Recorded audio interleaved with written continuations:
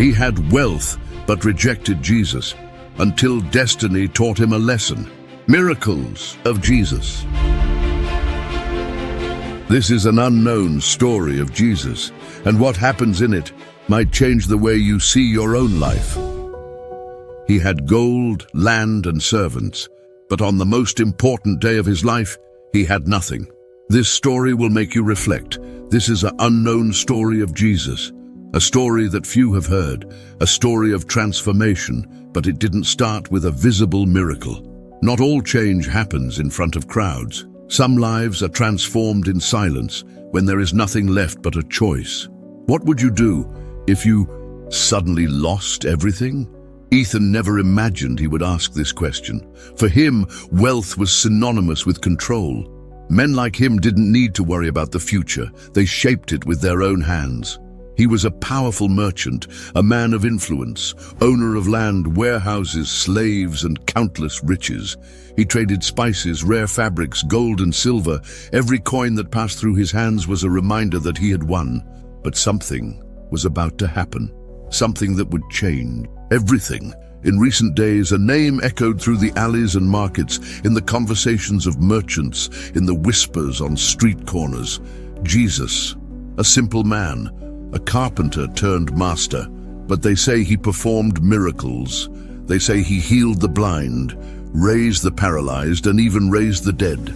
They say he spoke of an invisible kingdom, a treasure that was not in coins, temples, or the coffers of the rich.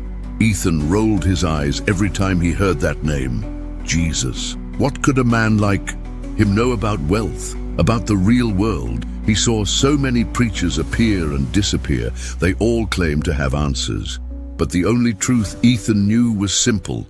Money is power, and power is all that matters.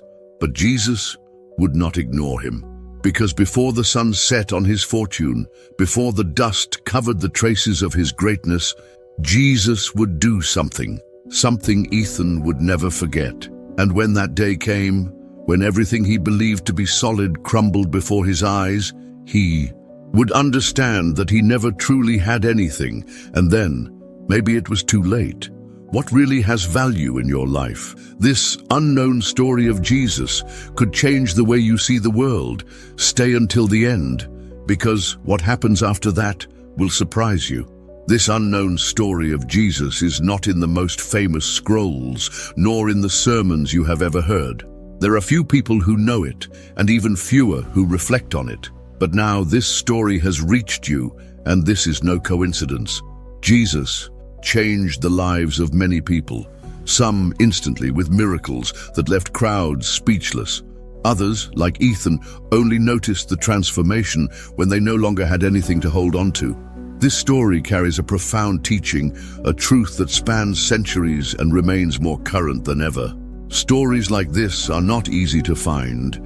What you see here is rare, because this is the only channel on YouTube that brings exciting and unknown stories about Jesus. Stories that make you feel, reflect, and see your life with different eyes. And now you are part of it. Ethan's journey is just beginning, and many people need to know this story. Your support ensures that this type of content continues to exist. So, leave your mark here. Like, share, and subscribe now, because this knowledge deserves to be spread. And now tell me, what do you believe really has value? Write in the comments, because each answer brings a new perspective, and your opinion can transform someone reading it. Ethan walked the streets of Jerusalem like a man who believed he owned the world. His name was known in the markets, in the halls of nobles, and even among Roman leaders. He was the type of man who didn't need to ask for anything twice, because the gold he carried spoke for him. His slaves followed him in silence, carrying fine textiles from Persia, wines from the best vines in Rome, and rare spices that only the richest could taste. Ethan didn't just sell merchandise. He sold status, he sold influence, he sold what men wanted most, the illusion of power. For him, money was not just a means of living, but the very measure of a man's worth. Those who had gold had respect. Those that didn't simply didn't exist.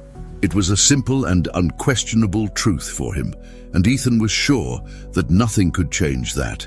That morning, hot winds blew dust through the stone streets, carrying with them the murmurs of the city. The market was buzzing with the voices of traders extolling their products, customers negotiating prices, children running among the fabrics hanging in the tents. The smell of freshly baked bread mingled with the rich aroma of spices, and the sound of coins clinking was like music to Ethan's ears. He was at his peak. Each new business made him richer. Each transaction was a victory. Each coin earned was proof that he was better, smarter, stronger than the others. As he walked through the market, men and women looked away, some with respect, others with envy, but all recognized his greatness. Among traders, Ethan was feared and admired. His prices were always the highest, his words always the sharpest. If anyone dared to challenge him, he would crush the competition without hesitation. After all, in the game of power, there were only winners and losers, and he never accepted being on the wrong side. His contact with Roman leaders placed him in an even more privileged position. While many Jews saw Rome as an enemy, Ethan saw an opportunity. For him, allying with the powerful was a matter of intelligence. The Romans guaranteed security, protection for their caravans, and access to exclusive markets.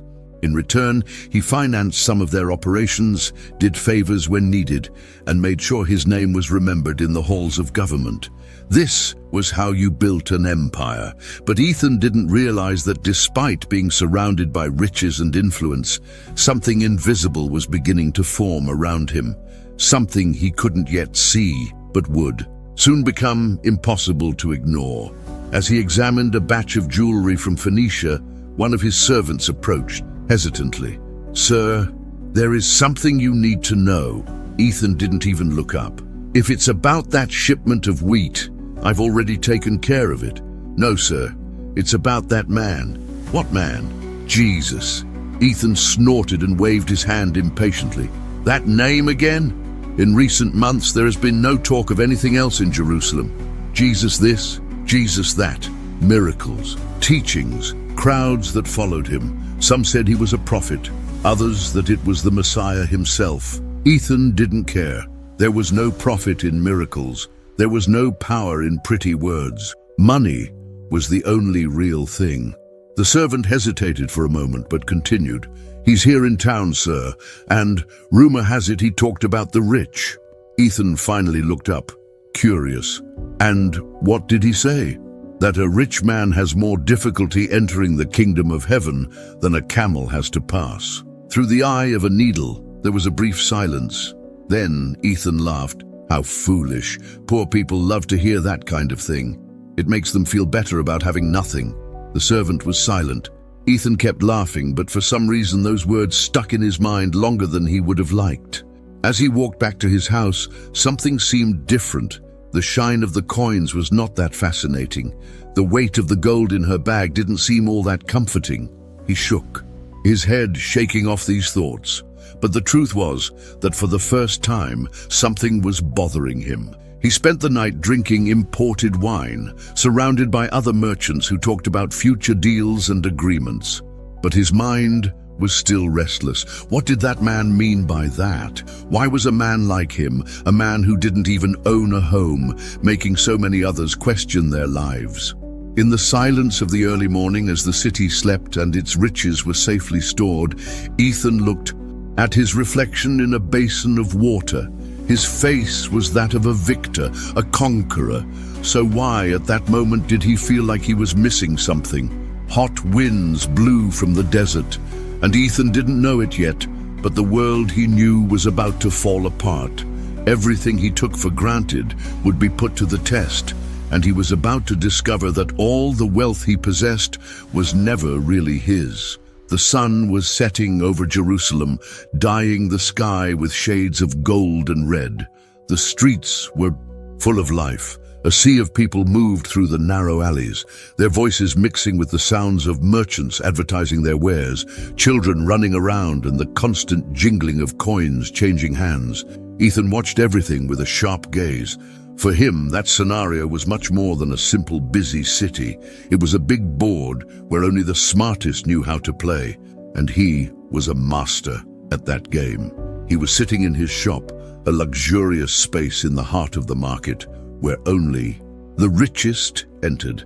The polished wood of his table contrasted with the rustic wooden stalls that made up the rest of the market. Their wares were impeccably organized: fine fabrics, rare perfumes, jewels encrusted with precious stones, and jars of exotic spices. Every item there was worth more than an ordinary man could earn in his entire life. He opened a small leather bag and dumped a pile of gold coins onto the table.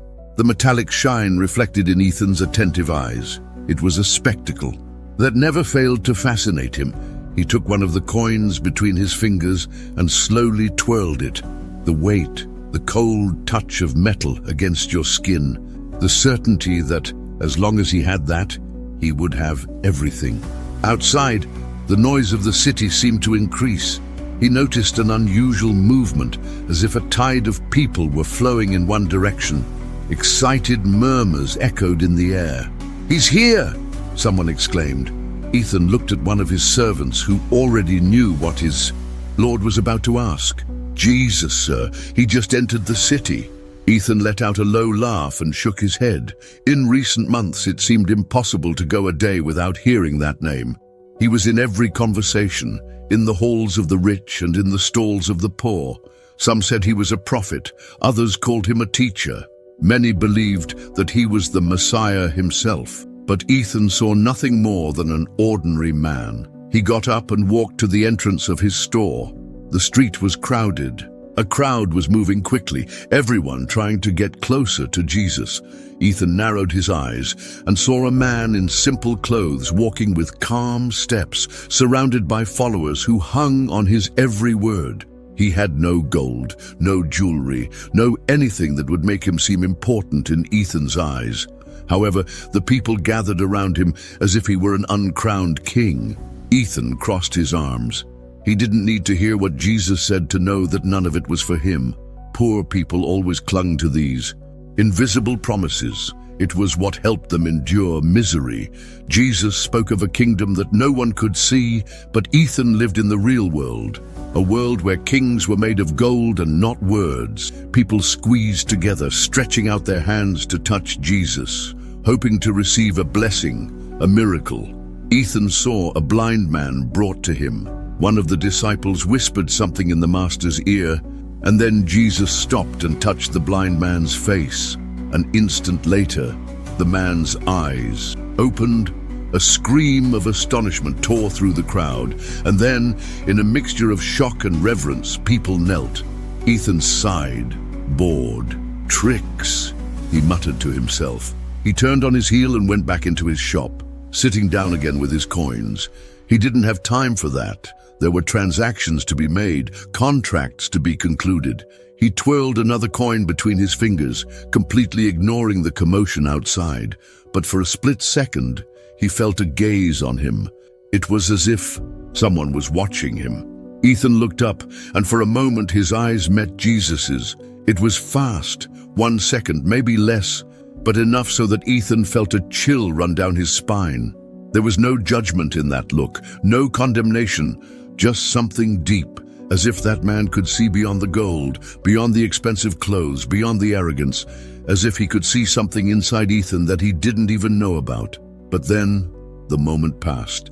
Jesus turned to the crowd and continued walking, and Ethan blinked a few times in confusion before looking away. He tried to ignore the strange feeling that remained in his chest, but something inside him was restless. He turned his attention to his coins, trying to dispel any thoughts that had arisen. That look meant nothing. Jesus was just another man, and Ethan was a rich merchant, and that was all that mattered. Outside, the crowd still followed Jesus, but Ethan didn't move. He believed he had made the right decision, but he still didn't know that this was his first missed opportunity, the first of many. Days passed, and the name of Jesus continued to echo throughout Jerusalem. The religious leaders were restless, the Romans were alert, and the people seemed fascinated. But Ethan was still the same, until everything started to change. First, there was a slight delay in the delivery of your goods. Then a caravan was attacked by robbers. The Romans, who had always ensured the safety of their routes, suddenly seemed indifferent. One of your most important clients broke a contract at the last minute. Small cracks began to appear in the foundation of Ethan's empire. He ignored the first signs. After all, he still had gold. I still had control. Or at least, that's what he thought. Because what he didn't know was that each of these small losses was leading to something much bigger. Something that not all the gold in the world could prevent. Now tell me, do you believe you have ever ignored something that could have changed your life? I want to know your opinion. Write in the comments, I've already experienced a lost opportunity. Or if you've never felt this, say, I always knew how to recognize an opportunity. I want to see who has been through moments like this. The first signs seemed insignificant, small problems that for a man like Ethan were nothing more than routine business obstacles. A delay here, a lost shipment there, nothing your gold couldn't solve. He always knew how to turn temporary losses into new opportunities, doubling his profits at the slightest sign of threat. But this time, something was different. That morning, he was in his luxurious home, a palace inside Jerusalem, built on the sweat of those who worked for him. Marble columns reflected sunlight, carpets from Babylon warmed the cold floor, and every corner of the house exuded wealth. It was a symbol of his greatness. Nothing there was common, just like him. An exceptional man deserved an exceptional life. He was sitting before a table laden with fresh fruit from distant lands, aged wine that few had the privilege of tasting. Servants walked silently, making sure everything was exactly how he liked it. But something bothered him.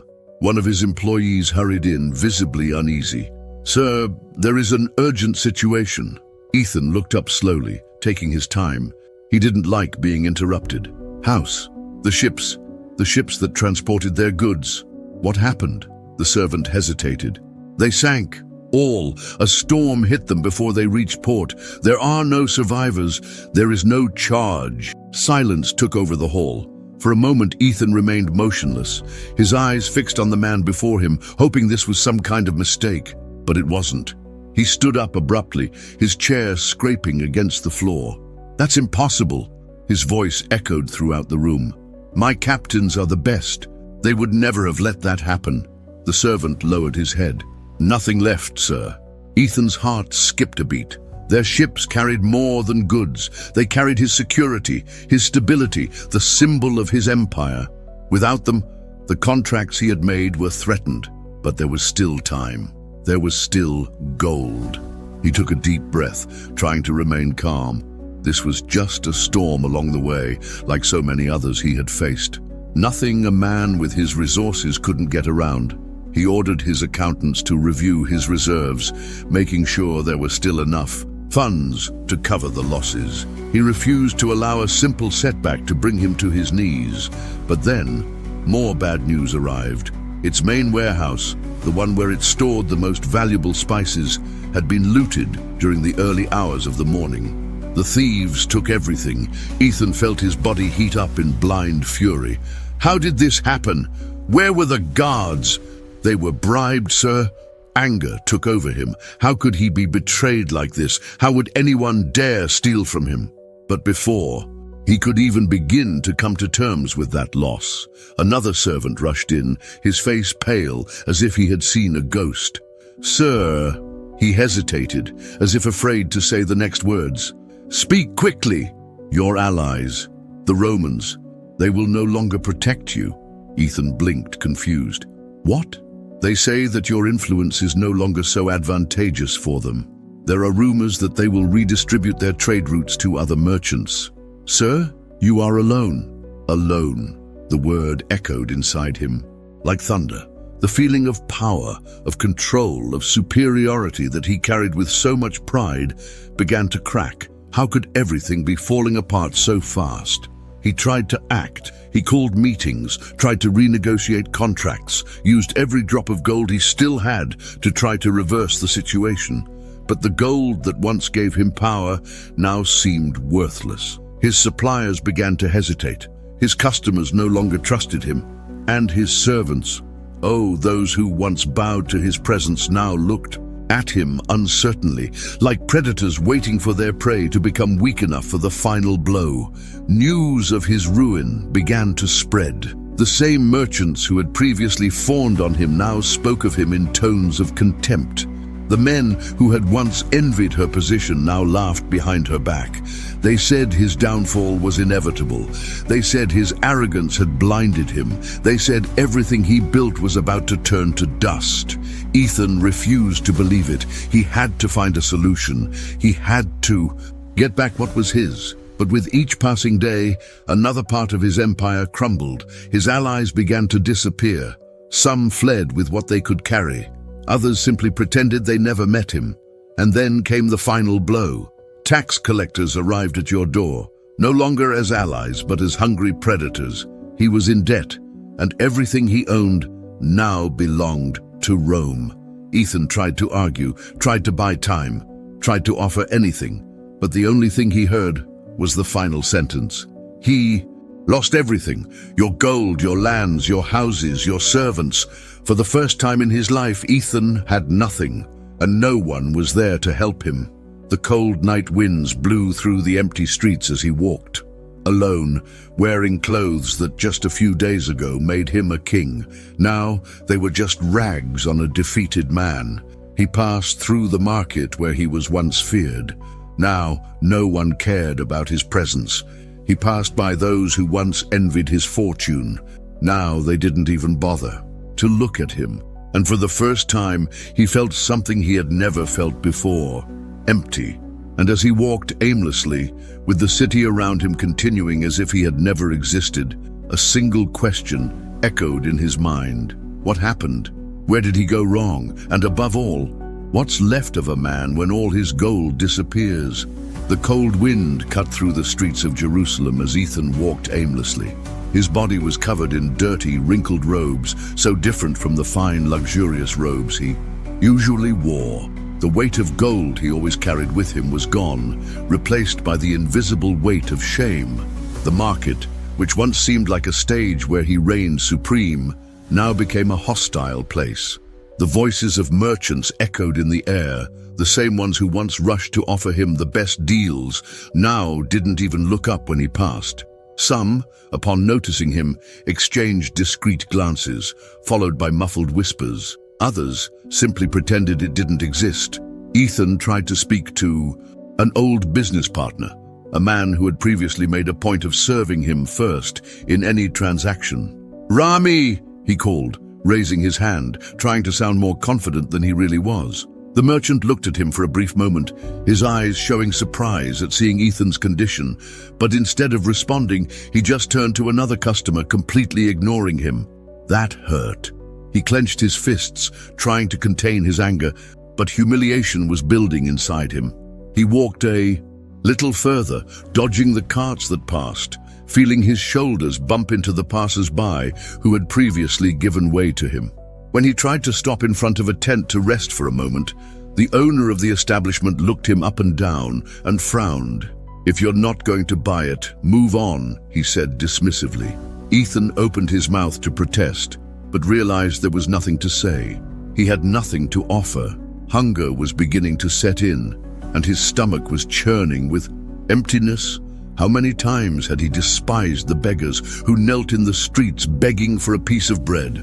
How many times had he looked away, ignoring the pain and misery around him, believing that these people were there because they were weak? Now, he was in the same place as them, but there was still a remnant of pride within him. He still wouldn't allow himself to lower his head. He continued walking. His gaze met that of one of the Roman guards with whom he had negotiated before. In other times, a simple wave from Ethan was enough to curry favor with these soldiers. He tried to get closer. "Julio!" he called, trying to hide the desperation in his voice. The soldier turned and recognized him, but showed no sign of respect or deference. "I need to talk to you. Just a few minutes." Julio raised an eyebrow and crossed his arms. "About what?" "I need help." The soldier laughed, shaking his head. "Ah, Ethan, who knew, huh? The great merchant now needs help." Ethan felt humiliation wash over his face. "I still have contacts. I can get everything back. I just need a small investment, a fresh start. You know I'm a good negotiator." Julio leaned in a little, as if he was weighing every word, and then he hit Ethan on the shoulder with a force that almost knocked him over. "Do you know what the problem is? You always thought you were in control, but now he's alone, and I don't do business with people who have nothing to offer." He walked away, laughing, going back to talking to another soldier. Ethan stood still, feeling the world spin around him.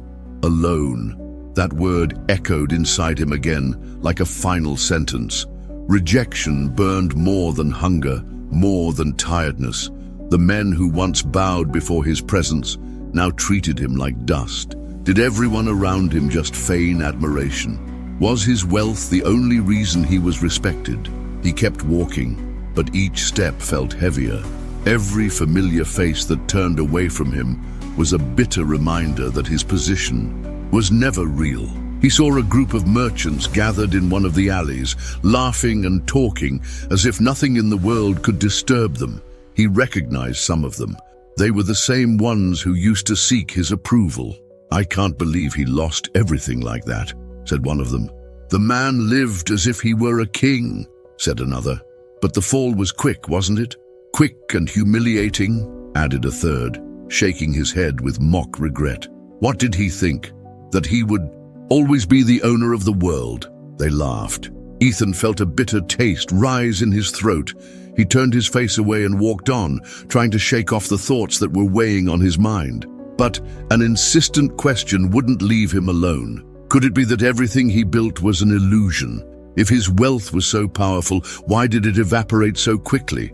If the respect he gained was real, why did everyone abandon him when he needed it? He passed in front of a small stall where an old beggar was sitting with his hands outstretched, asking for alms. Ethan looked at him for a moment, and the man, feeling his gaze, raised his head. "I never thought I'd see you like this, Ethan," said the old man with a curious look. Ethan cringed inwardly. He knew that man. I had seen him sitting there several times, ignored by the crowd. He had never given him a single coin. The old man smiled as if reading his thoughts. "The wind changes for everyone, my friend. Today it was you. Tomorrow it could be different." Ethan looked away and quickened his pace. "I didn't want to hear that. I didn't want to accept that I had become exactly what I despised." The weight of rejection seemed to crush him more every moment.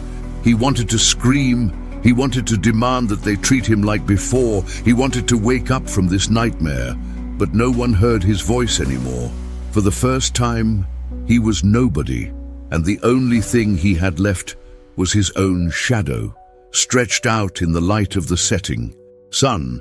As he disappeared between the streets he once called home. "Now I want to hear from you. What do you think really builds a person's respect? Is it money, power, or something that cannot be lost? Comment here. Respect comes from who we are. If you believe that a person's actions are more important than his wealth, or power defines respect, if you think that those who have more will always have more influence. I want to see how many people truly understand this truth. The streets of Jerusalem, which once seemed like a stage where Ethan paraded his greatness, now seemed narrow, suffocating, filled with voices that murmured about his fall. Every familiar face that crossed his path brought a look that mixed contempt and indifference. Before, a gesture from you was enough for doors to open, for servants to run to meet you, for merchants to bow in search of your approval. Now, he was just one of many who walked aimlessly, a man with no name, no importance.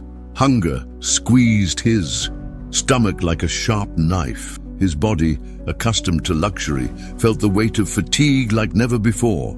His clothes, now dirty and wrinkled, no longer carried the shine of silk and linen. His feet, previously always protected by expensive sandals, now walked barefoot in the dust on the floor. He never imagined it would come to this point. He never thought the world could turn its back on him. But there he was, with nothing, with no one. The days passed, and his situation became more desperate.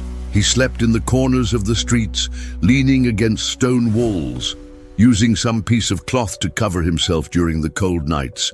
The same man who once sat at the table of the powerful now begged for scraps of food, and the irony of it all was a weight he carried in silence. But something inside him began to change. The thoughts he avoided at all costs began to emerge, like shadows invading his mind. Everything he believed he had achieved, did it really belong to him?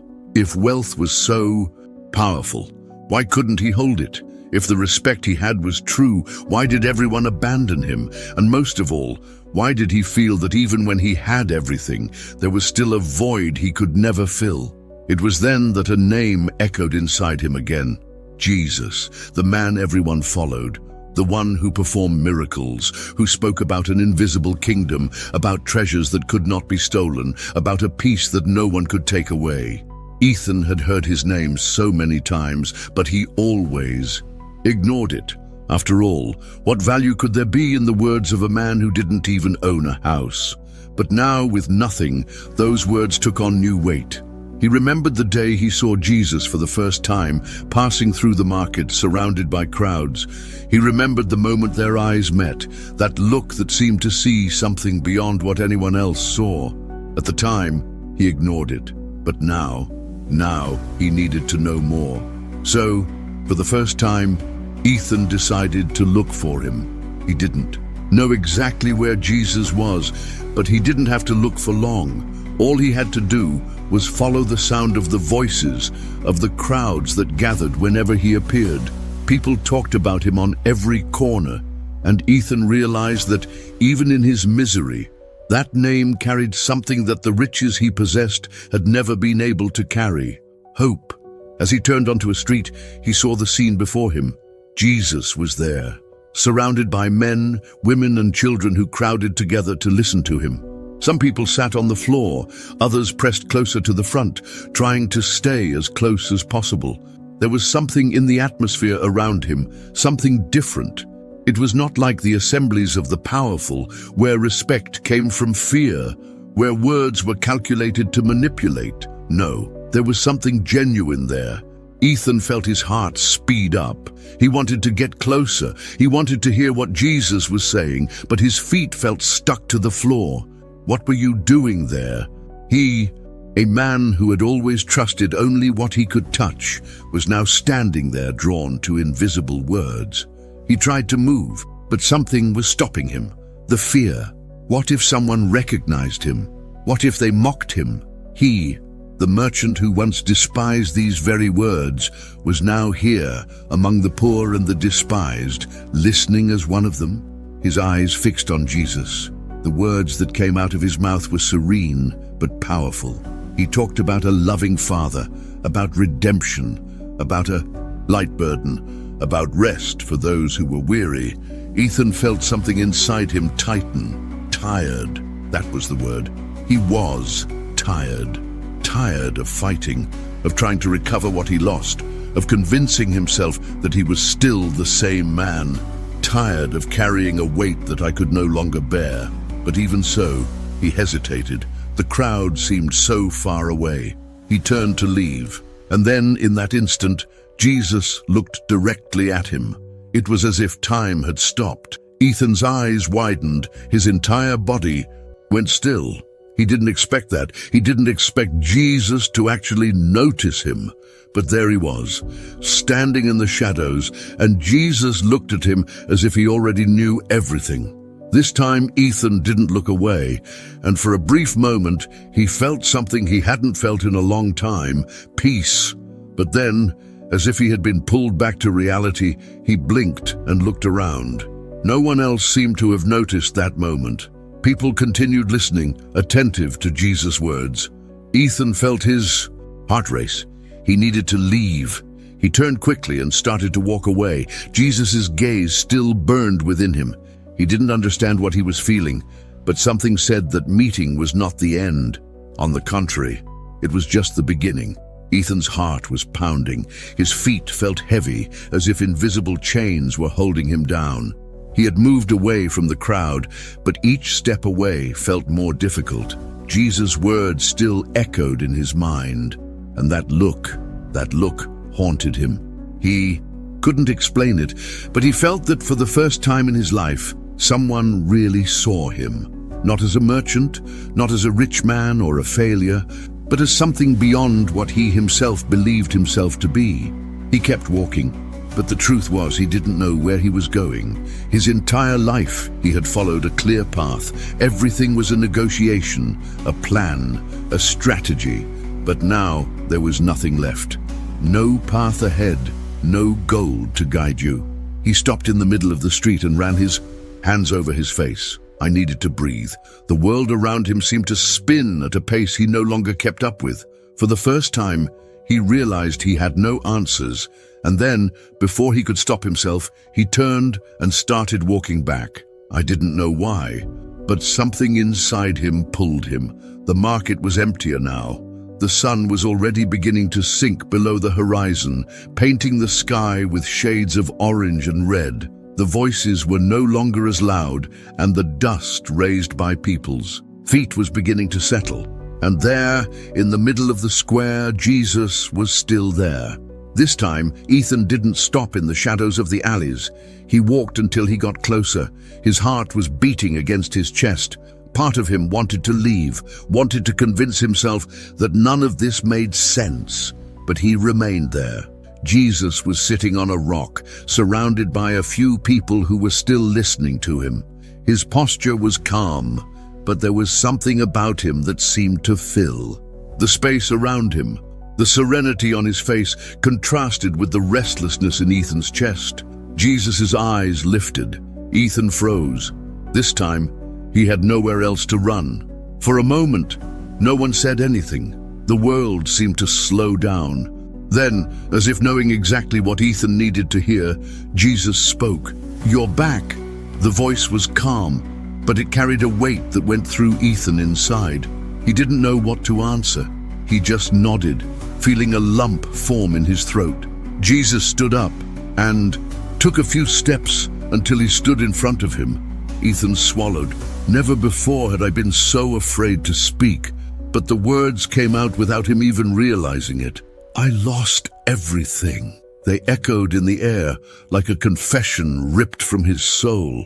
He had never said it out loud. He had never admitted, even to himself, how much his fall had crushed him. Jesus continued looking at him. There was no surprise, there was no judgment, just a silence that seemed to make room for something deeper. And then Jesus asked, "And what was really yours?" Ethan blinked, confused. What was his? Throughout his life, he accumulated wealth, gold, land, valuable goods, power, influence, respect. Everything a man could want, he had. But now everything was gone. He felt a tightness in his chest. Was none of that really his? He looked at his hands. Hands that once held coins, contracts, silver cups filled with rare wine. Now they were empty, dirty, fragile. For the first time, he felt like he had never truly held anything. Jesus continued to look at him, waiting.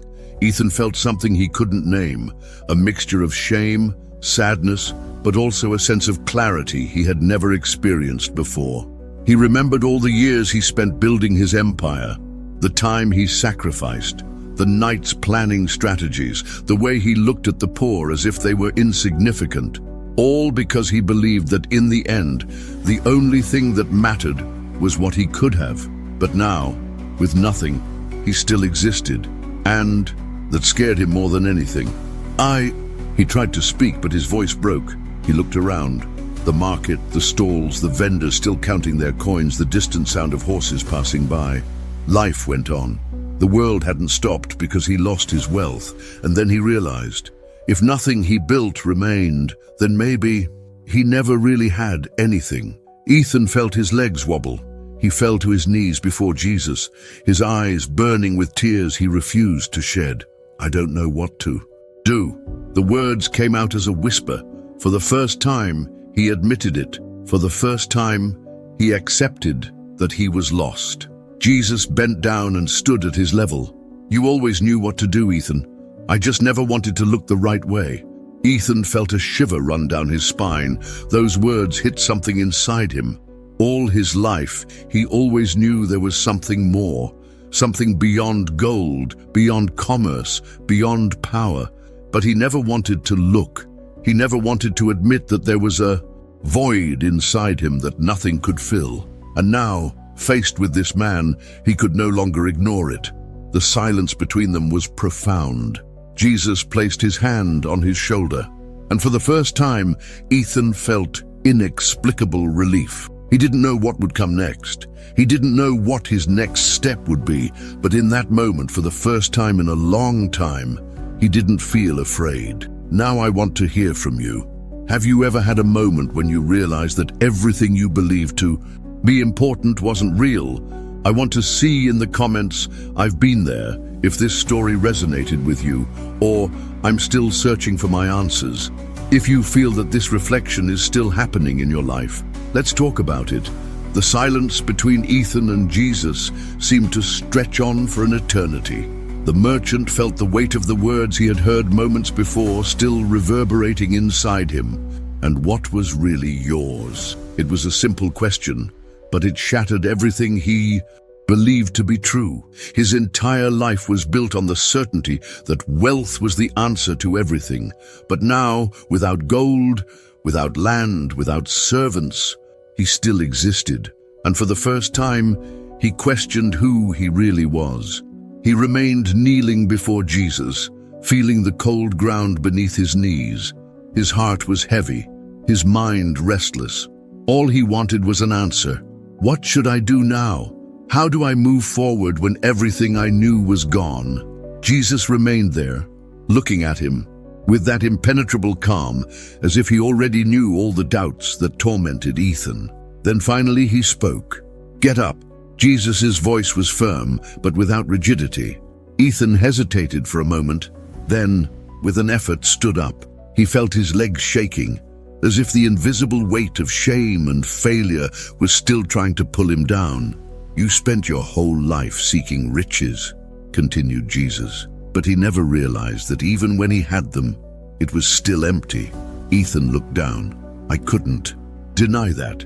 No matter how much he had achieved everything a man could want, there was always a void that he tried to fill with more gold, more power, more control. But nothing was ever enough. True treasure, said Jesus, cannot be kept in safes, cannot be stolen, cannot be corroded by time. Ethan frowned. "So what is it?" His voice was hoarse, filled with a desperation that he could no longer hide. Jesus smiled slightly. "You're not ready to understand yet, but you might be ready to start." Ethan felt a mixture of frustration and expectation. For the first time, I didn't want to escape the answer.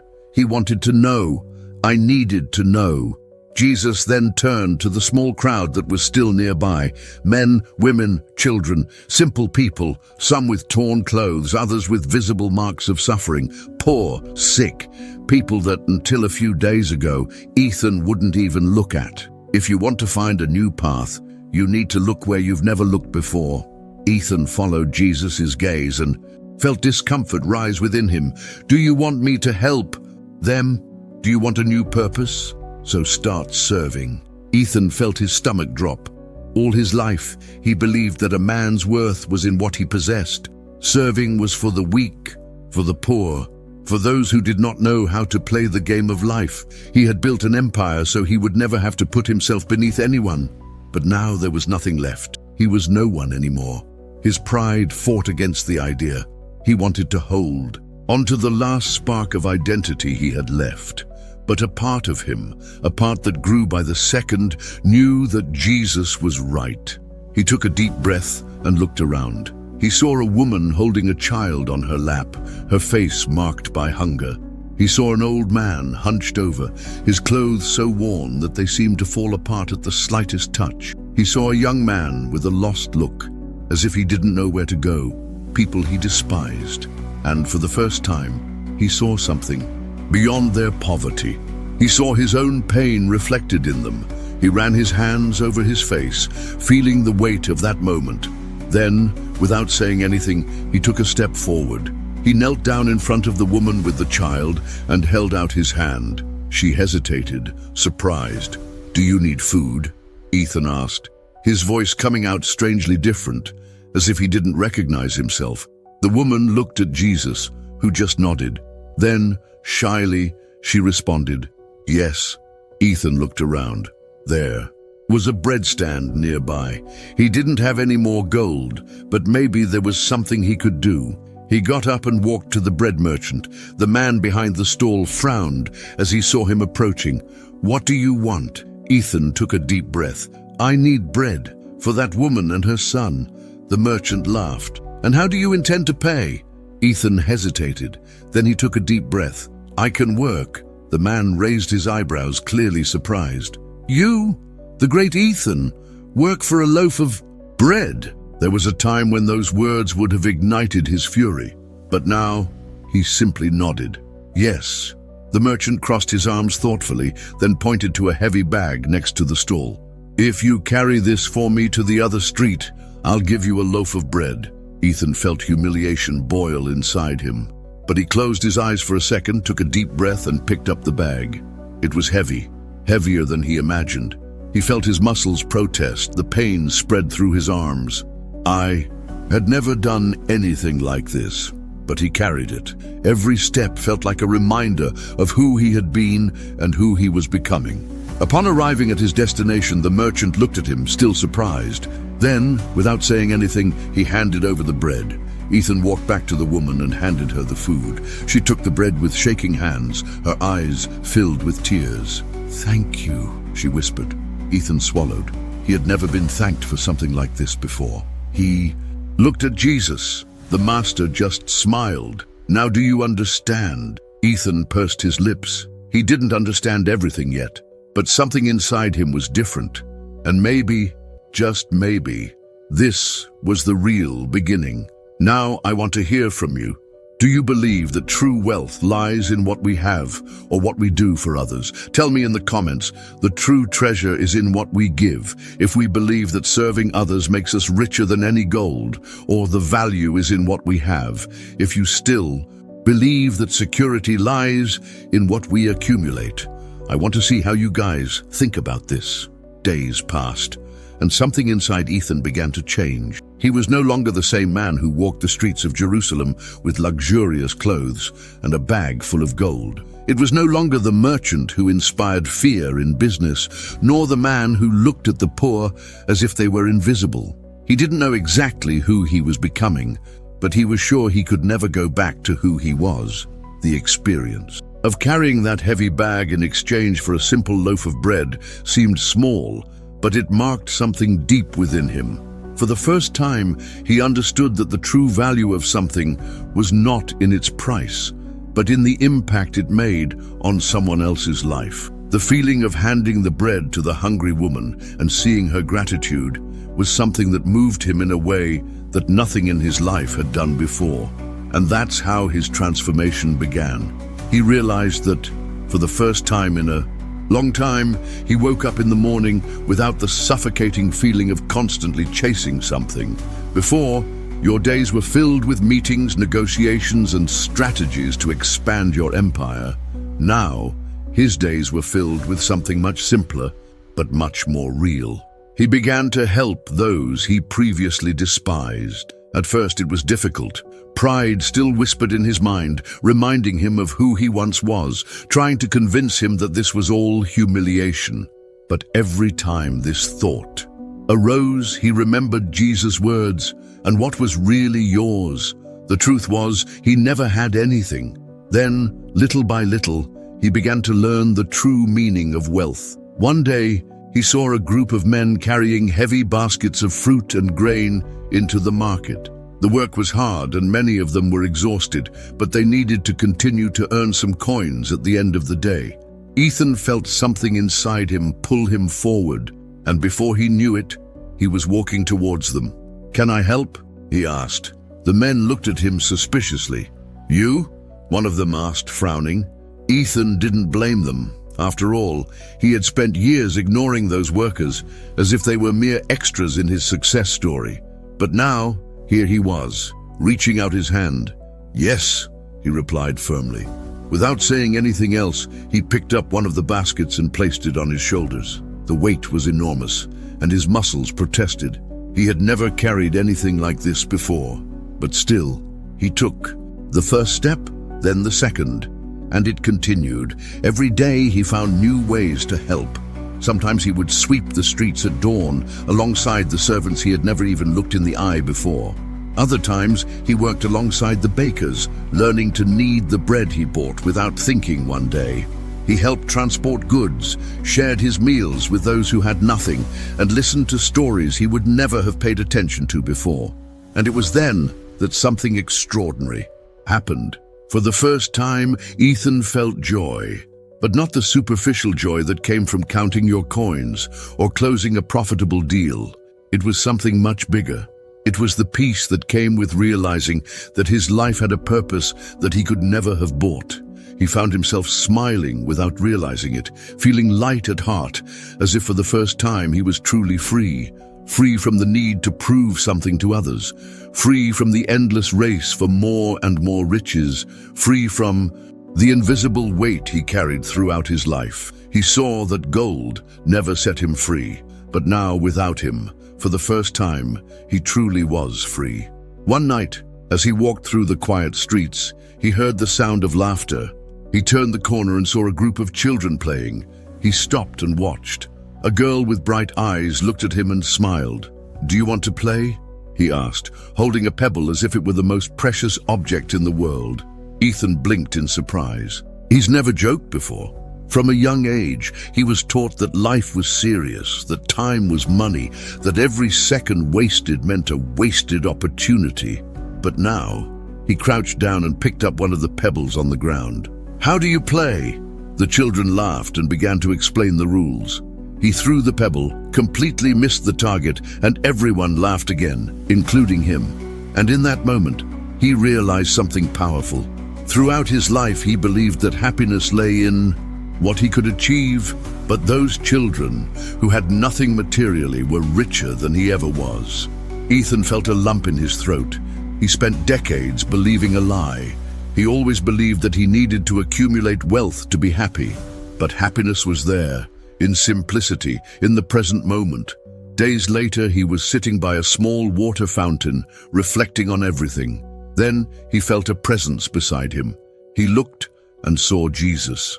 The master didn't say anything at first.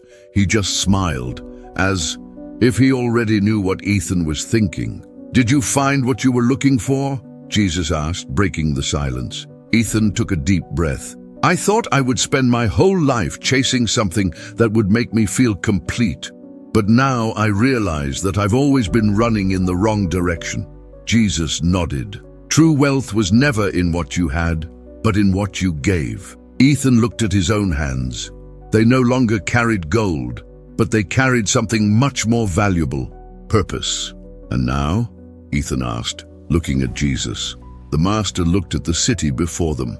"Now you have a new path." Ethan looked in the same direction. For the first time, he didn't feel afraid of the future. I didn't know exactly what lay ahead, but he knew that for once, he was on the right path. Ethan walked slowly through the streets of Jerusalem, feeling the gentle night breeze touch his face. The sky was dyed a deep blue, dotted with stars that twinkled as if they were watching the path he was taking.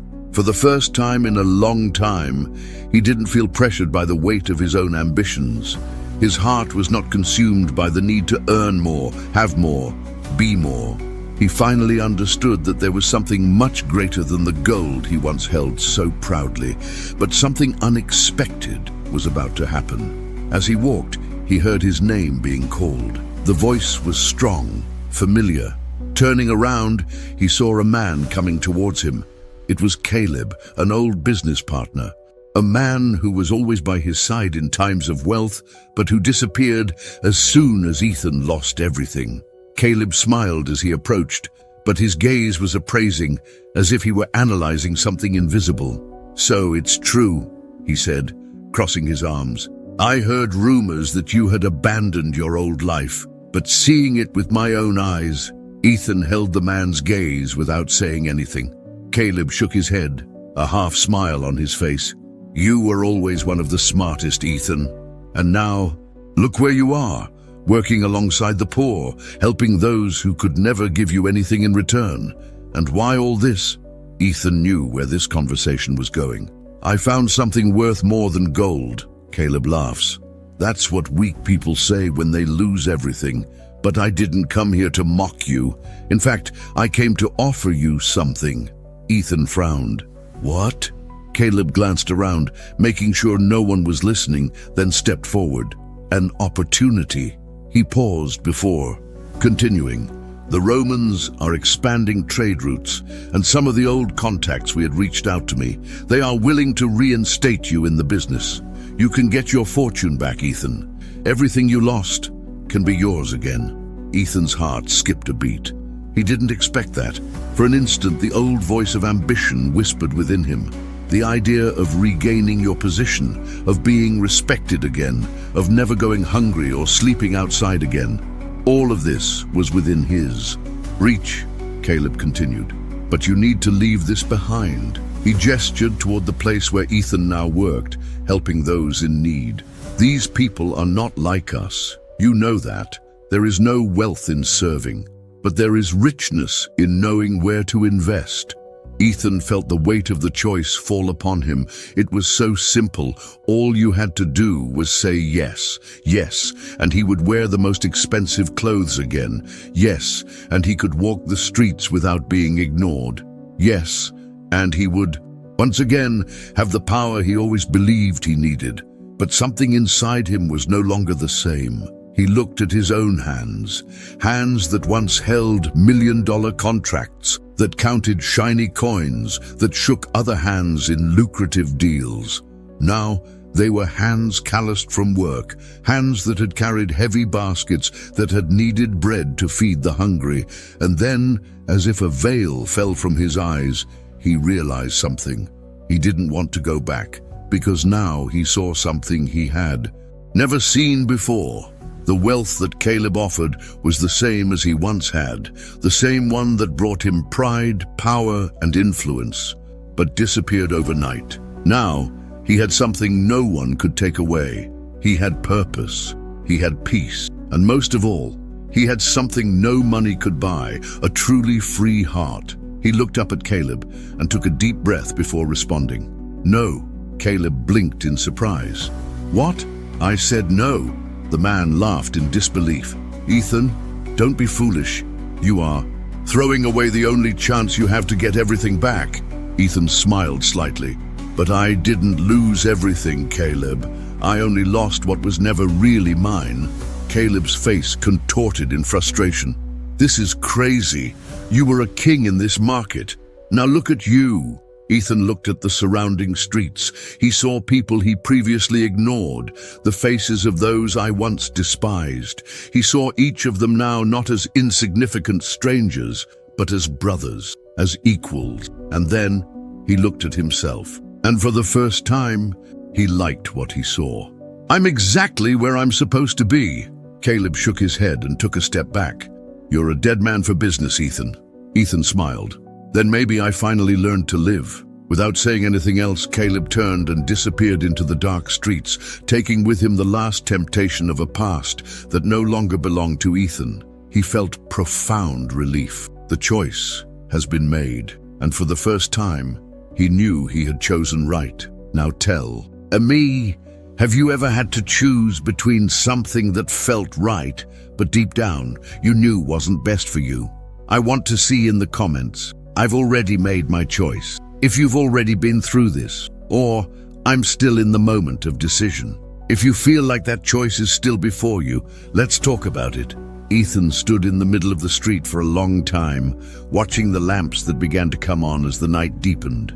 The wind blew gently, bringing with it the smell of freshly baked bread and spices from the night market. But this time, he didn't look at those scenes with the eyes of a merchant. I didn't think about profits, prices, lost opportunities. Now I saw people. I saw their smiles, their conversations, the way they interacted with each other. I saw families together, workers resting after an exhausting day, children running around without worry. And then, for the first time, he asked himself the question he had avoided all his life: what really has value? For years, his response would have been automatic: gold, land, power, respect. But now he realized that everything was as fragile as a sandcastle. His empire disappeared in a matter of days. His name, once so powerful, has become just a forgotten echo. The respect he thought he had evaporated as soon as his fortune was gone. But there was something that remained. Jesus. That look, those words, that truth he could no longer ignore. And then he asked himself, why did it take so long to see this? And was he the only one? How many people at that exact moment were living the same illusion he lived? How many were placing their value on things that could ultimately be ripped away from them in the blink of an eye? He looked up at the sky, feeling the immensity of the universe around him. For the first time, he didn't feel like he was the center of everything. He felt part of something bigger, and maybe that was the answer he always looked for, but never had the courage to accept. Because the truth is that wealth, power, recognition from men, all of this is fleeting, but love, faith, compassion, these things never disappear. And then he thought about everyone who, like him, spent their entire lives chasing something that would never be enough. People who sacrificed their days to accumulate more, achieve more, achieve more. People who measured their own worth by what they had, without realizing that the true value was in who they were. And the worst of all, most of these people would only realize this truth too late, just like he almost realized. Ethan closed his eyes for a moment and took a deep breath. Now that he knew the truth, he could no longer ignore it. Because when a man discovers that he is on the wrong path, he only has two choices: continue walking towards the abyss or have the courage to change direction. And he had finally changed. The merchant thought he had everything, until he discovered he never had anything. And you? What really has value in your life? Ethan spent his entire life building an empire that crumbled before his eyes. He believed that wealth was his fortress, his shield against the uncertainty of the world. But in the end, he realized that it was all just a mirage, a castle built on sand, washed away by the first big storm. And perhaps this is the scariest part of this story. How many of us are living exactly the same way without realizing it? How many place their trust in what can be ripped away at any moment? How many spend their days chasing something that will never be enough? What if one day everything you built just disappeared? Ethan thought money gave him control, but when he lost everything, he realized he was never in control of anything. He thought he was respected, but when his wealth was gone, he discovered that the respect we buy with gold disappears as quickly as it does. He thought he was safe, but he was never more vulnerable than the day he realized he didn't know who he was without his riches. And this leads us to a profound question. Where have we placed our true value? Maybe you've never been a merchant like Ethan. Perhaps he never had fortunes or land. But the question remains the same. What defines your value? What job do you have? The position you occupy? The possessions you accumulate? Recognition from the people around you? If tomorrow all this was taken away from you, who would you be? This is a reflection that many avoid, because no one wants to face the possibility of investing their own life in something that has no real value. But this story doesn't just have to be about Ethan, it can be about you. And now that you've heard this story so far, you know it wasn't by chance. Maybe this is the time to look at your own life and ask yourself, am I chasing the right things? Ethan's big change didn't happen when he lost everything. It happened when he finally understood that he never had anything. And that's the hardest part to accept, because admitting we've been wrong for so long takes courage. It requires humility, and above all, it demands a choice. Ethan chose what cannot be lost. He chose a treasure that is not kept in coffers, but in the heart. He chose a path that no one can steal from him. And you? Now that you know this story, you can simply turn off this video and continue your life as if nothing had happened. Or you can allow this story to transform you. The decision is yours. I want to know your opinion. What do you think has true value in life? I'm sure this story made sense to you. If at any point you found yourself reflecting on your own life, then know that this is just one of the many stories that reveal profound lessons about what really matters. Here on the channel, The Hidden Stories of Jesus, you find reflections like this, stories that go beyond what is often told, narratives that challenge what we think we already know. And I'm sure you won't want to miss the next stories to come. So be a part of it right now. Subscribe to the channel, activate the bell, because I have an upcoming video that complete this story and it will make you reflect even more. Click now to watch, because if this story made you think, the next one could transform the way you see life even more. All this only here on the channel, The Hidden Stories of Jesus.